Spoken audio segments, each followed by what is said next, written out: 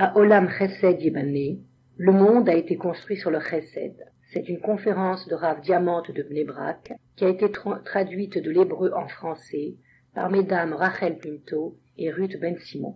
Nos sages nous ont recommandé de faire 4 mitzvot pour célébrer la fête de Purim. Première mitzvah, la lecture de la Megillah. Seconde, le festin de Purim. Troisième, Mishloach Manot, c'est-à-dire l'envoi à 1 ou 2 personnes de mets comestibles.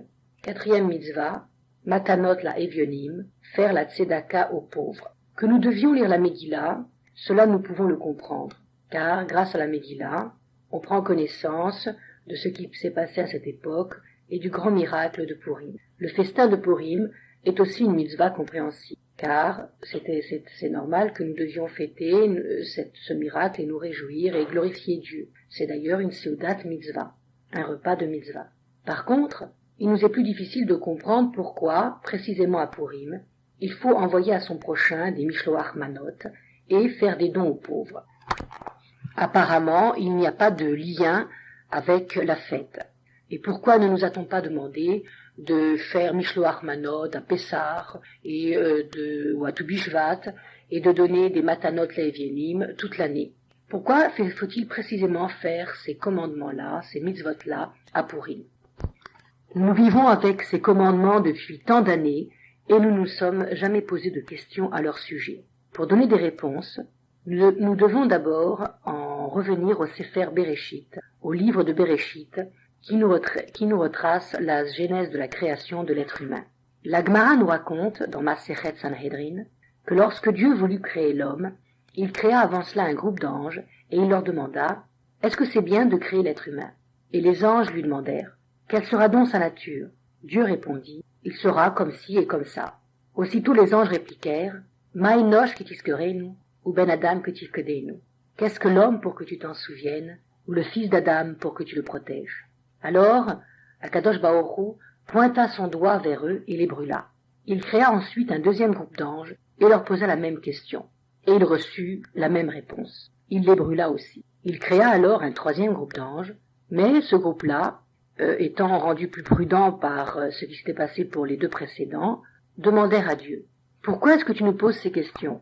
Fais ce que tu veux. » Et lorsqu'on arriva à la génération du déluge, ce même groupe d'anges demanda à Hachem « Ribono shel olam, maître du monde, tu vois bien à présent que les 2 premiers groupes d'anges avaient raison. » Et Dieu répondit « Ve'at zikna anihu, ve'at seva ani esbol. » Jusqu'à ta vieillesse je serai là, et jusqu'au bout je te supporterai, et je te soutiendrai. Cette Gemara suscite, depuis le début jusqu'à la fin, notre étonnement. Effectivement, elle nous paraît incompréhensible. Que voyons-nous? Dieu crée des anges, et il leur demande conseil quant à la création de l'être humain. Et nos sages nous expliquent que c'est pour nous enseigner les règles du savoir-vivre, que celui qui est plus grand doit toujours demander conseil à celui qui est plus petit. Mais à ce moment-là, on peut se demander pourquoi Hachem a brûlé les anges dès que ceux-ci lui ont donné une réponse qui ne lui convenait pas. Cela signifie qu'au fond, il ne leur demandait pas vraiment leur avis. Et on peut dire que si Hachem voulait des réponses qui vont selon ses désirs, eh bien le mieux aurait été qu'il ne pose pas des questions et qu'il ne brûle pas ses anges. Au moment de la génération du déluge, le troisième groupe d'anges a posé une très bonne question. Ils ont demandé à Hachem, ils ont dit à Hachem, finalement, les 2 premiers groupes d'anges avaient raison, puisque toi-même maintenant tu regrettes d'avoir créé l'être humain. Tu ne t'en consoles pas et tu dis, je l'effacerai de la surface de la terre. Et que répond Hachem? Jusqu'à ta vieillesse je serai là, et jusqu'au bout je te supporterai, et je te soutiendrai. Que signifie cette réponse? Le Maharsha nous explique, en nous citant le Midrash Rabbah, que lorsque Dieu a voulu créer l'homme, les anges se querellaient entre eux. Certains disaient oui, il faut le créer, et d'autres disaient non, il ne faut pas le créer. Le Hémet, l'ange de vérité, disait ne le crée pas, car il mentira. Et le Shalom, l'ange de la paix, disait ne le crée pas, parce que l'homme est source de guerre. Et l'ange du Chesed, l'ange de la bonté, disait « Oui, il faut le créer, car l'homme va faire de bonnes actions. » Les 3 groupes que Dieu a créés, les 3 groupes d'anges dont on parle plus haut que Dieu a créés, sont ceux du Hémet, du Shalom et du Chesed. Et ce ne sont pas les anges que Dieu a brûlés, mais leurs opinions qu'il n'acceptait pas. Et il créa cependant l'homme. Pourquoi a-t-on employé l'expression « Natan etzba benehem » il pointa un doigt vers eux. Le Maharsha nous dit « Etzba » c'est la création. Akadosh Baruch Hu a brûlé l'opinion des groupes du Hémet et du Shalom, et il a accepté l'opinion du Chesed, et il a créé l'homme. L'homme a donc été créé grâce au Chesed. Comme il est dit, Olam Chesed Yibane. La base et la racine de la création de l'homme et les fondements sur lesquels il peut s'appuyer, c'est le Chesed.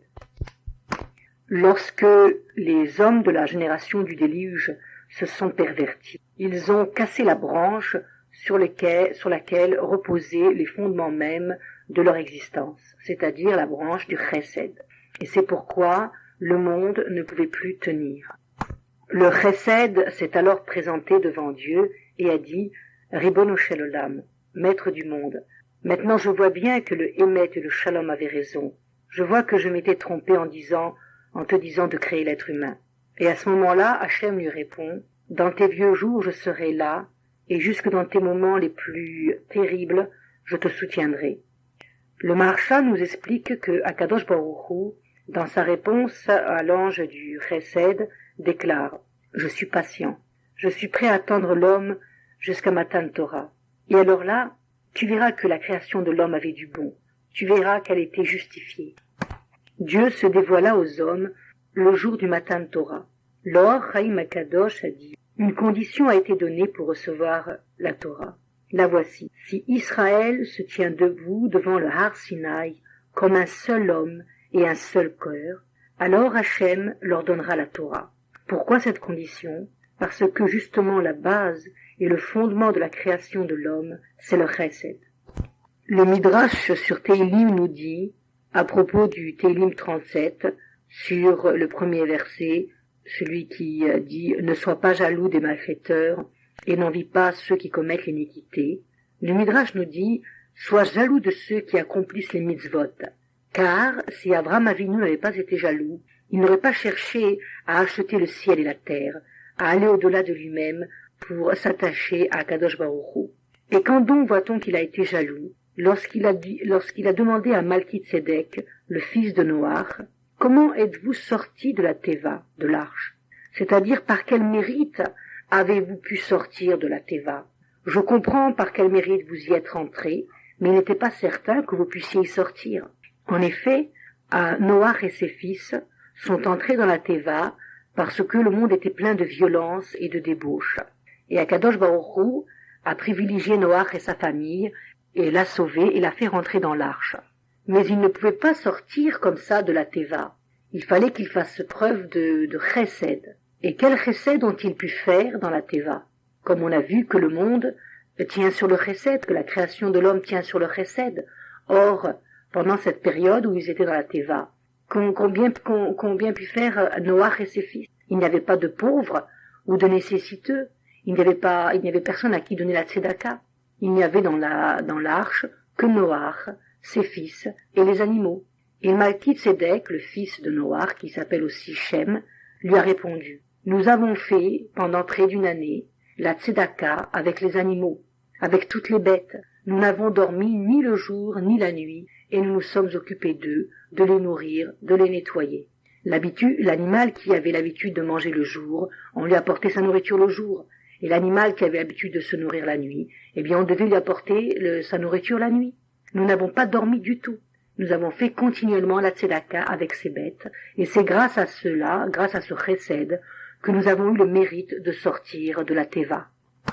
Aussi Avraham Avinu, dès qu'il a entendu la réponse de Malkit Tzedek, a pensé, si parce qu'ils ont fait le chesed avec des animaux, et qu'ils ont eu un tel mérite, alors le mérite sera encore plus grand si on s'occupe d'êtres humains qui sont créés à l'image de Dieu. Et aussitôt Avraham Avinu a bâti une auberge à Beersheva. Pour désigner le mot auberge, on emploie dans la Torah le mot échelle. Et on voit que échelle est composé des lettres hébraïques Aleph, Shin et Lamed. Aleph commence le mot achila, qui signifie nourriture.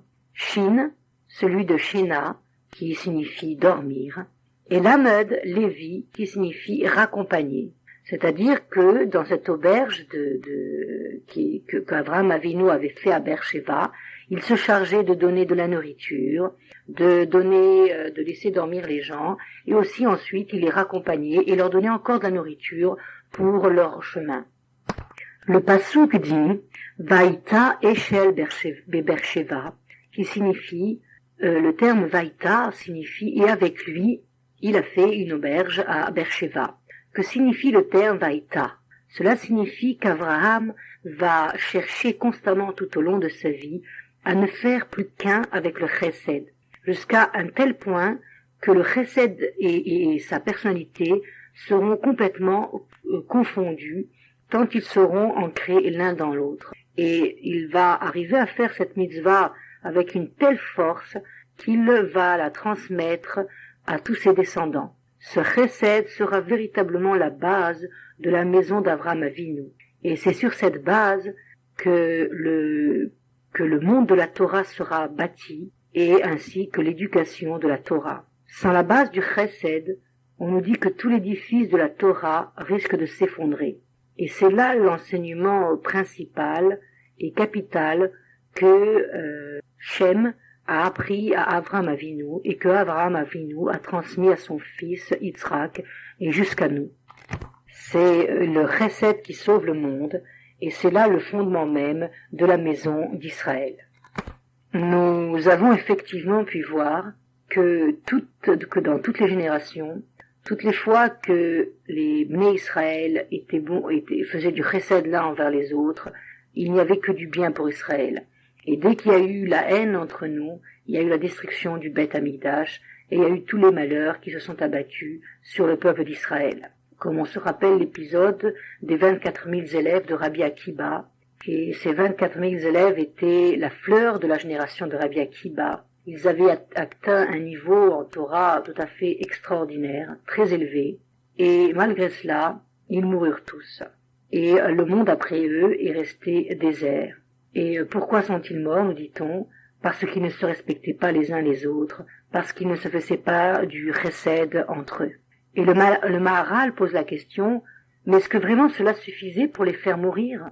Et pourquoi Akadosh Baruch Hu a précisément choisi la période qui va entre Pessah et Shavuot pour les faire mourir?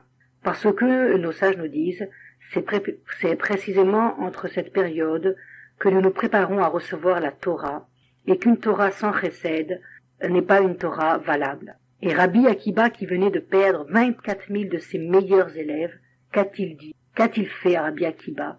Bien sûr, il a tout recommencé, mais surtout il a dit, et c'est là le précepte fondamental qu'il va donner à tous ses élèves et à tout le monde, Ve'ahavta l'ereacha kamocha zekla gadol batorah. Tu aimeras ton prochain comme toi-même, c'est là toute la Torah. Si je vois un homme qui étudie la Torah et qui dans le même temps ne se conduit pas bien avec son prochain, alors je me dis qu'il y a quelque chose de gâté dans sa Torah, qu'il n'a pas compris la Torah, que la Torah est restée pour lui quelque chose d'intellectuel, que ce n'est pas descendu dans son cœur. Car si la Torah n'a pas réussi à lui modeler le caractère afin qu'il fasse attention à son prochain, c'est qu'il y avait un grand manque dans cette Torah. Effectivement, la Torah n'est pas une science comme les autres sciences. C'est un enseignement de la vie. Elle doit absolument changer l'homme, le modifier, transformer ses midot, ses traits de caractère. La Torah a directement un lien avec les midot de la personne. Elle est là pour apprendre à l'homme à se transformer, à se purifier, à faire du chesed avec son prochain. Comme on a vu que la Torah n'est pas là pour apprendre à l'homme comment se conduire, et seulement comment se conduire avec Dieu. Comme on a vu qu'on n'a jamais rencontré quelqu'un qui s'était fâché avec sa mezouza. Mais par contre, on voit énormément de personnes qui se fâchent avec leur prochain. Comment se comporter avec l'autre, c'est le aleph-bet du judaïsme. Et c'est ce qui prime, c'est ce qui compte. L'histoire de notre peuple nous l'enseigne sans arrêt. Et on peut le vérifier à travers tous les événements qui se sont passés et qui sont un signe pour nous. Dans la génération du roi Achav, dont on nous dit que c'était une génération qui était très très basse du point de vue spirituel, puisque cette génération faisait la Avodah Zara, c'est-à-dire pratiquer l'idolâtrie. On nous dit que Hachem n'a pas puni les gens de cette génération. Et nos sages ont cherché à savoir pourquoi. Et parce que ils nous enseignent que dans cette génération, tous les Juifs étaient malgré cela liés entre eux. Le Beth Din d'en haut, on doit le savoir, ne peut pas punir les Bnei Israël s'il règne l'unité entre eux.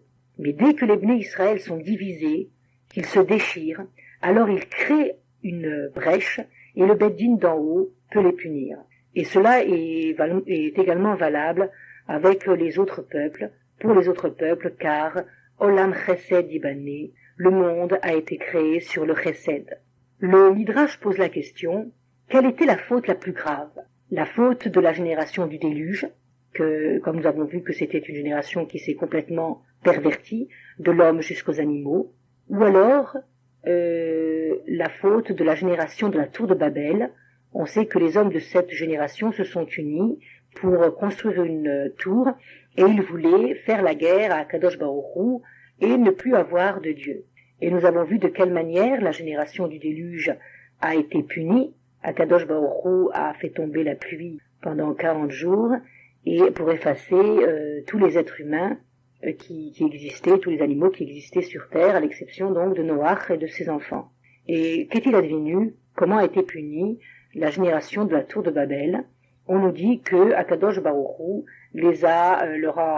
comme dans cette génération tout le monde parlait la même langue, il leur a donc enlevé cette unité, et ces hommes-là se sont mis à parler chacun une langue différente, et ils n'ont pas pu se comprendre. Donc à propos de ces deux générations, nos sages se posent la question, quelle était la faute la plus grave? Et ils répondent, la faute de la génération de la tour de Babel était bien entendu plus grave, parce que c'était carrément se révolter contre Akadosh Baruch Hu, contre le créateur du monde. Ils ont voulu lutter contre Dieu. Et cette génération a été punie en étant dispersée sur toute la surface de la terre. Qui était le chef de cette génération? Ce n'était pas du tout une génération de gens ignorants qui ne savaient pas, qui ne connaissaient pas Akadosh Baruch Hu. Au contraire, le roi de cette génération s'appelait Nimrod. Nimrod signifie connaître son créateur. Mais Nimrod, bien qu'il connût son créateur, voulait lutter contre lui. Ça paraît un petit peu stupide. Comment peut-on lutter contre Dieu? Et que signifie connaître son créateur? Nimrod était un homme qui comprenait profondément les sujets spirituels, qui avait des notions sur l'essence de Akadosh Baruch Hu. Et pourtant, il voulait lutter contre lui. Et il n'y a pas geste plus insensé que de vouloir se mesurer avec l'infini, que vouloir lancer ce défi. Et cependant, nous voyons que la génération du déluge, qui était une génération qui s'était pervertie, a été effacée de la terre, et la génération de la tour de Babel, elle, est restée vivante. Pourquoi cela? Eh bien, nos sages nous répondent, parce que la génération de la tour de Babel était un peuple uni. Ils avaient tous la même langue, ils avaient tous les mêmes idéaux, et ils se faisaient du chesed les uns aux autres. Et parce que il y avait cette unité entre eux, alors le tribunal d'en haut n'avait pas la force de lutter contre eux et de les exterminer. Et si l'on voit que cette chose-là touche l'humanité tout entière, il en est à plus forte raison, cette chose-là est à plus forte raison valable pour Israël, qui est le peuple d'Akadosh Baruch Hu. Israël a reçu la Torah parce que, nous dit-on, les Bnei Israël ont campé face à la montagne, unis comme un seul homme. Et c'est ainsi que nous devons toujours être unis comme un seul homme. C'est ça notre force. De même que le temple n'a été détruit qu'à cause de la haine gratuite qui régnait alors entre les Bnei Israël. Mais pourquoi aller si loin dans notre histoire? Il y a 23 ans, c'était la guerre des 6 jours. Et 3 semaines avant, nous avons eu 3 semaines d'attente. Est-ce que la guerre allait éclater? Est-ce que la guerre n'allait pas éclater? Et nous avons vécu une période très difficile. Et cette période a réuni les gens les uns avec les autres. On disait bonjour à tout le monde, même si on ne se connaissait pas. Il n'y avait pas un autobus qui ne s'arrêtait pas pour prendre un homme ou une femme en stop. Il n'y avait pas une personne qui n'était pas là pour aider une autre personne à porter un fardeau. Il y avait vraiment une unité les uns envers les autres tout à fait exceptionnelle. On ne faisait pas la différence entre religieux ou non religieux, entre chassidim, ashkenazim, séparadim. Tout ça, c'était des mots qui n'existaient pas. Et le résultat de cette unité a été une victoire foudroyante, fulgurante, la victoire de la guerre des 6 jours. Ces 3 semaines, furent une période tout à fait extraordinaire. Nous étions vraiment un seul peuple, une seule âme. Tout le monde était solidaire, tout le monde était uni. Et cela donnait vraiment chaud au cœur de voir tout ça. Et je n'oublierai pas comment mon vénéré maître, Rabbi Eliopan, Zecher et Tzadik, Livracha, a dit, avec une telle solidarité, une telle union, on ne peut mettre en doute la victoire. Et effectivement, il y a eu la victoire de la guerre des 6 jours. Mais allons plus avant, continuons et parlons maintenant de ce qui s'est passé 7 ans après, des événements de la guerre de Yom Kippour. Il n'y avait plus alors que désunion et que haine. Et nous connaissons tous la fin de l'histoire et les conséquences de cette malheureuse guerre. Et voyons maintenant la guerre que nous avons eue au Liban. Qu'il soit clair que je ne parle pas du tout ici de politique. Je n'ai aucun intérêt dans aucun parti politique. Cela ne m'intéresse pas. Mais j'apporte quelques précisions afin que nous comprenions comment tout cela a pu se passer, tout cela a pu se dérouler. Il faut comprendre que la seule chose qui sauve les Bnei Israël, c'est qu'il y ait le chesed, qu'il y ait la paix, qu'il y ait l'union entre nous. Il doit être clair pour chacun d'entre nous que le peuple d'Israël a besoin d'union, car avec cette union, tout ira bien pour nous. Et si au contraire on est désunis, si au contraire règne la mésentente, si au contraire règne la haine, alors ne nous faisons pas d'illusions, rien ne marchera, parce que c'est ainsi que Hachem l'a voulu. Olam Chesed Yibané, le monde a été créé sur le Chesed. La création de l'être humain est venue grâce au Chesed, et c'est uniquement en nous appuyant sur le Chesed que nous justifions notre existence et que nous pouvons vivre dans la paix. Olam Chesed Yibané, face numéro 2. Nos sages nous enseignent, il n'y a pas eu de plus grand délateur qu'Aman Aracha. Qu'a-t-il donc fait? Il est allé vers le roi Achashvérosh et il lui a dit, il y a un peuple qui se conduit différemment des autres peuples, qui ne fait rien comme tout le monde. Viens et détruisons ce peuple. C'est le peuple d'Israël.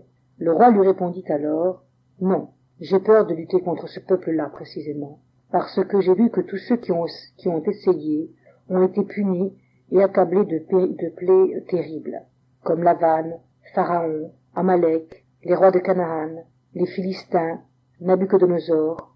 Tous ont essayé de faire disparaître ce peuple, et tous ont reçu un châtiment exemplaire. Je ne veux pas m'attaquer à lui, j'ai peur. Aman lui dit, tu ne dois rien craindre, car il y a une différence entre le peuple d'Israël d'alors et celui d'aujourd'hui. De nos jours, il est une nation dispersée, répandue parmi les autres nations, et c'est la raison pour laquelle nous réussirons à le détruire. Ils sont dispersés. Tant que ce peuple vit uni et en bonne entente, alors il est impossible de le vaincre. Mais actuellement, ce n'est pas le cas. Et nous avons là une occasion de les détruire, et c'est dommage de la laisser passer. Le roi Achashvérosh fut alors convaincu. Il ôta son anneau du doigt et le remit à Aman en lui disant, « Je t'abandonne à la fois l'argent et cette nation dont tu feras ce que bon te semblera. » Aman fit alors appliquer un nouveau décret qu'il scella avec le sceau du roi. Nos sages nous disent, lorsque le décret apparut, Eliyahu Navi se présenta devant nos pères Abraham, Yitzhak et Yaakov, et il leur dit, « Un décret d'anéantissement pèse sur la tête de votre peuple, et vous restez là sans réagir ?» Ils lui répondirent, « Si ce décret est signé avec le sceau du roi, il n'y a plus rien à faire. La cause est entendue, et tout est perdu. » Eliyahu Navi ne se découragea pas. Il alla trouver Moshe Rabbeinu, et l'apostropha en ces termes. « Eh, berger fidèle, ton peuple doit bientôt être anéanti. Un décret a été signé contre lui. Que comptes-tu faire ?» Moshe Rabbeinu lui répondit, « Descends et va voir si tu trouves parmi eux s'il y a un juif qui se conduit bien, s'il y a un juif qui est cachère. Alors, toi tu prieras d'en bas, et moi je prierai d'en haut, et nous annulerons ce décret.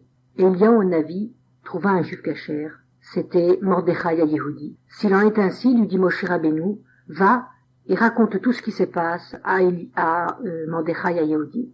À ce moment-là, Eliyahu Navi dit à Moshe Rabbeinu, mais le décret a déjà été signé. Moshe Rabbeinu lui demanda de vérifier si ce décret a été signé avec du sang ou avec une matière qui est cassable. Car il y a dans les cieux deux sortes de signatures, l'une apposée avec du sang et l'autre avec une matière que l'on peut casser telle de la cire. Ce que cela signifie pour l'homme, je n'en parlerai pas maintenant, mais nos maîtres en parlent dans des livres à plusieurs endroits. Et si cette signature est faite avec du sang, on ne peut plus rien tenter. Mais si elle est faite avec une matière cassable, alors on peut l'annuler. Et Eliyahu Hanavi lui répondit, elle est faite avec de la cire. Très bien. Alors va, comme je t'ai dit tout à l'heure, avertir Mordechai à Yehudi, et on pourra annuler ce décret. Nos maîtres nous disent que le problème était que ce décret avait été accepté dans les cieux par Akadosh Baruch Hu. Et lorsque Mordechai a vu qu'Hachem avait accepté cette chose-là, et alors il alla recouvert d'un sac, et avec de la cendre, et le cœur rempli de chagrin, et il rencontra sur son chemin 3 jeunes enfants qui revenaient du Cheder. Il demanda au premier enfant, « Quel verset as-tu appris aujourd'hui ?» Et l'enfant lui répondit, « Al tira mi pahat pitom » tu n'auras pas à craindre les terreurs soudaines. Le deuxième enfant lui dit, « Utsu etzave tufar, daberu davar velo yakum, ki manukel » Formez des projets et ils seront anéantis. Parlez et votre parole n'aura pas d'effet parce que Hachem est avec nous. Et le troisième enfant lui dit, Ad zikna anihu, bat seva aniesbol. Jusqu'à votre vieillesse, je serai le même, et jusqu'au bout, je vous porterai. Alors, le visage de Mordechai s'est éclairé, et il a embrassé le jeune garçon avec amour, car tous ces jeunes gens lui avaient annoncé que de bonnes nouvelles. En effet, que lui a dit le troisième enfant? Il lui a dit, Ve'ad zikna anihu, ve'ad seva aniesbol. Les paroles mêmes de l'Agmara dont nous avons parlé plus haut. Ces paroles que Hachem avait dit à l'ange du Shalom qui était venu lui dire que finalement l'ange du Emet et l'ange du Shalom avaient raison et qu'il ne fallait pas créer l'être humain. En effet, ces paroles nous apprennent que Hachem est longanime. Il est prêt à attendre. Il est prêt à nous attendre jusqu'au jour du don de la Torah. Pourquoi? Parce que, comme nous l'avons dit déjà, là-bas il est écrit, les bénis Israël ont campé comme un seul homme, avec une seule âme et un seul cœur. Et Esther Amalka, la reine Esther, a deviné comment il fallait annuler ce décret. Et c'est pourquoi elle a dit à Mordechai Yehudi, va et rassemble tous les Juifs, rassemble-les. Et c'est de cette union que viendra la délivrance. Rassemble-les tous et nous arriverons alors au même niveau que les Juifs sont arrivés au moment du don de la Torah. Et c'est là le secret de la réussite du peuple d'Israël, l'union, tous comme un seul homme.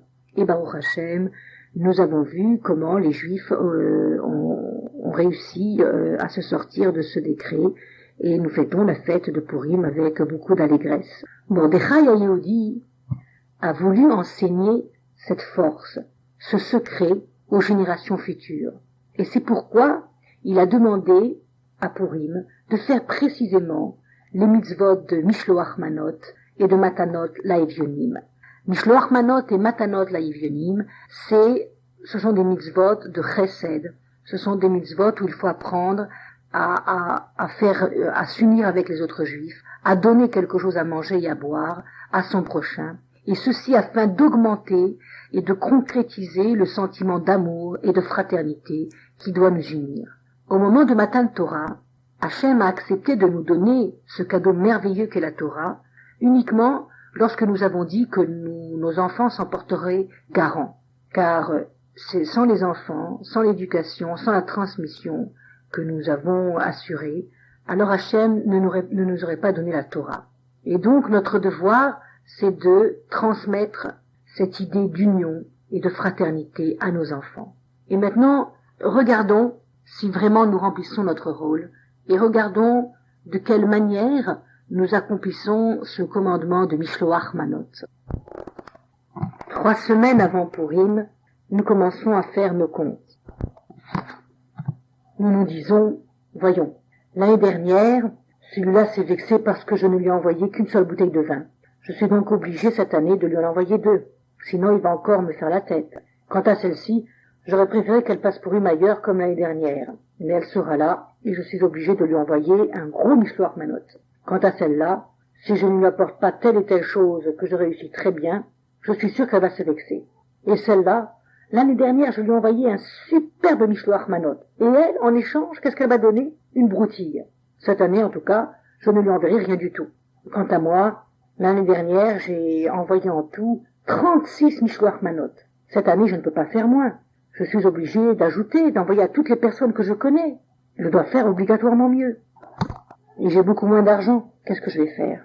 Alors, je me mets à vider tous les tiroirs et je murmure des mots qu'il n'est pas bien de dire tout haut. Franchement, pensons un petit peu à ce que nous faisons. Est-ce dans ce but-là que Mordechai à Yehudi nous a demandé de faire Mishloach Manot? Pour que nous murmurions tout bas? Pour que nous fassions tous ces comptes si mesquins? Mordechai pensait que cette mitzvah allait nous rapprocher les uns des autres. Il voulait que nous la fassions avec beaucoup de chesed.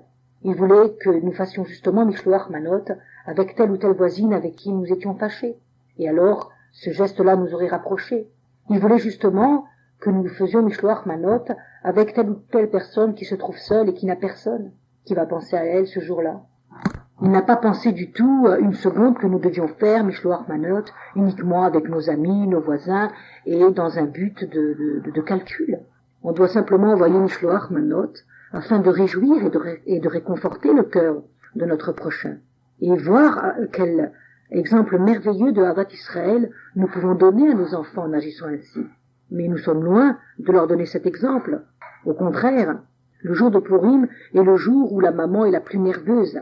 Elle est occupée à donner à recevoir des Mishloach Manot toute la journée. Et en plus, elle n'arrête pas de critiquer. Regarde celle-là ce qu'elle me donne. Et regarde celle-ci. Ce truc-là est à moitié pourri.